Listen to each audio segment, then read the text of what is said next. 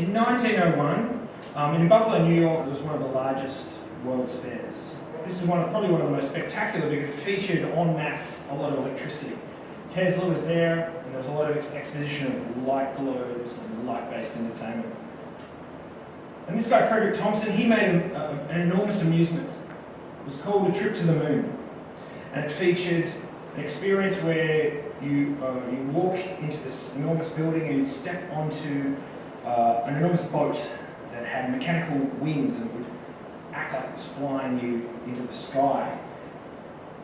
Literal projectors would project slides of photographic image onto the walls around you, and cycloramas would move images as well to create a feeling that you were actually lifting up off the ground and travelling to the moon. It was the first example of an electric narrative indoor experience, and that was a big deal because it was the culmination of all these specific little bits of technology together to create what was effectively an amusement park ride, a theme park ride of the future.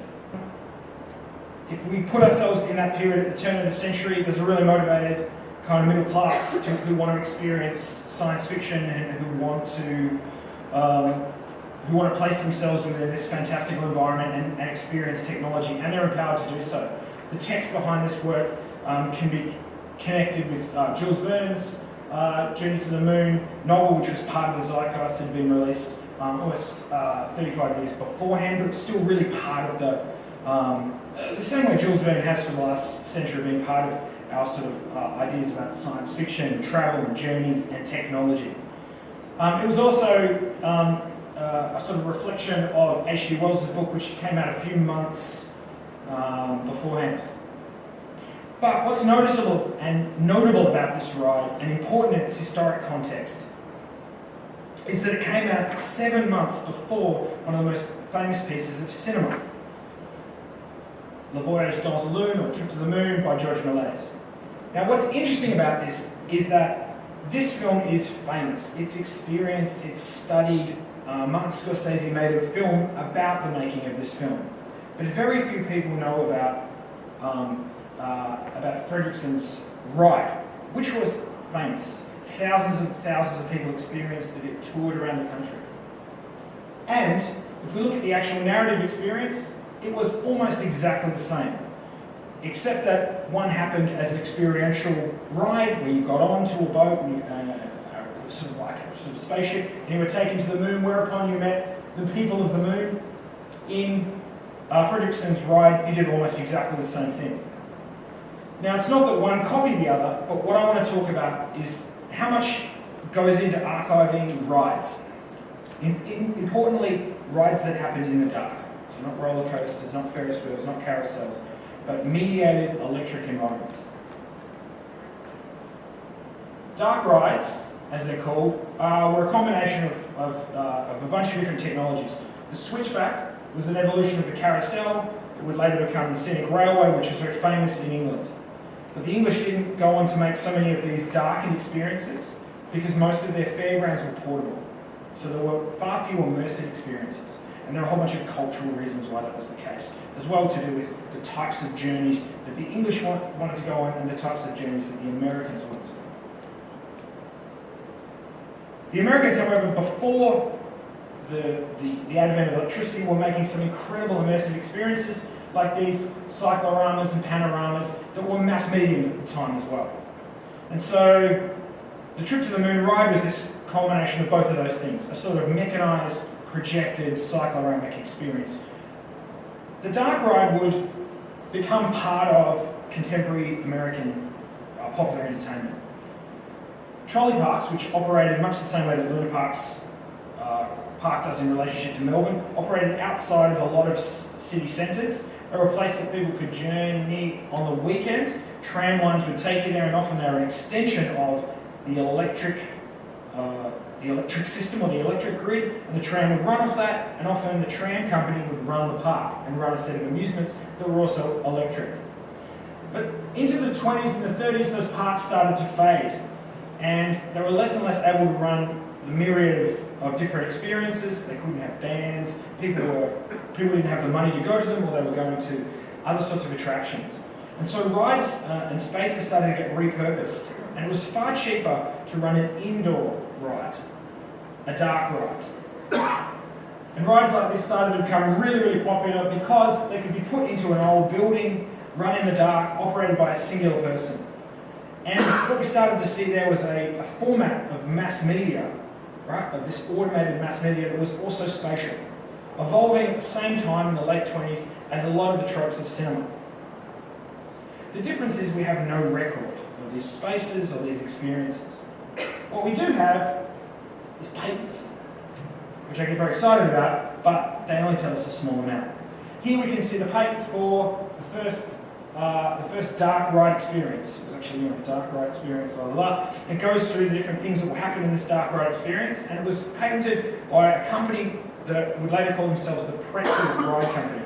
What is important about the Pretzel Company is that they designed a format for rides that could work in very small spaces, and they had a competition to name their company, and Pretzel was what they settled on because of the way the cart wound itself in on itself. It could operate in very small spaces and offer a long ride.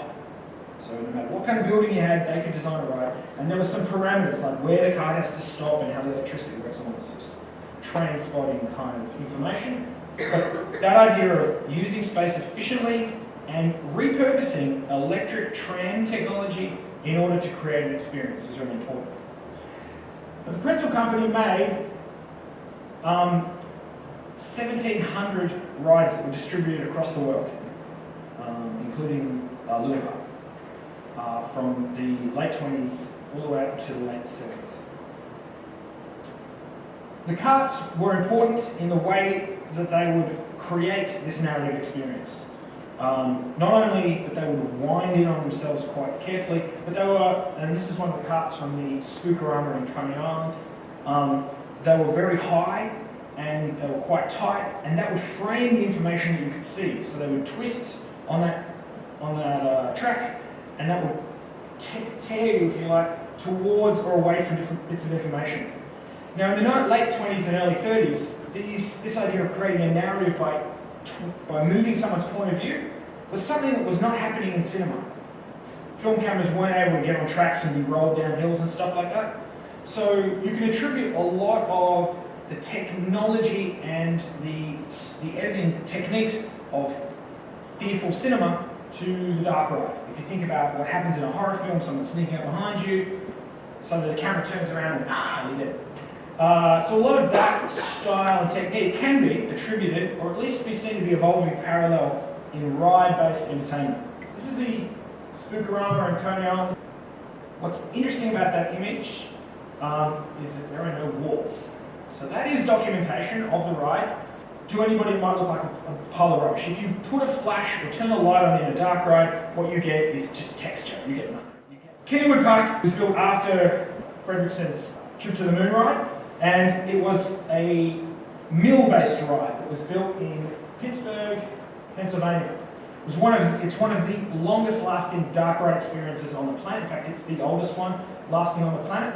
And what's interesting about it is one of the other things that dark rides can do, which is take over spaces and reinvigorate a narrative. This ride was called the Old Mill.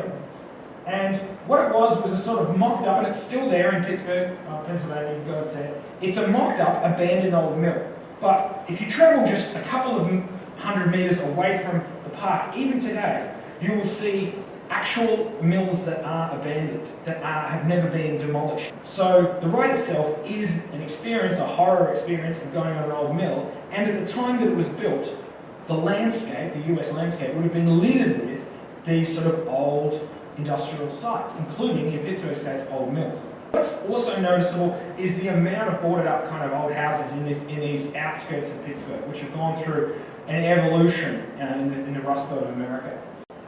And a lot of the sites around that park sounded familiar to me when I realised that it's also the site where George Romero set Night of the Living Dead, which is a film where people board themselves up in a house to get away from zombies.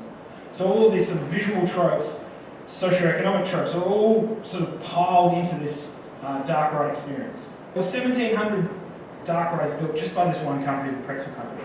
And into the 50s and the 60s, there was another maker of dark rides, this guy Bill Tracy, who made 55 rides, all with a similar sort of aesthetic, a slightly more kooky, but again a sort of almost impressionistic Aesthetic, this is a ride that still exists. Of these 55 rides, there are 6 still remaining. In all, there are 12 rides that date back before the 80s. So if you think about this sort of classic dark ride experiences, there are only a few left in the US and only a couple in Europe.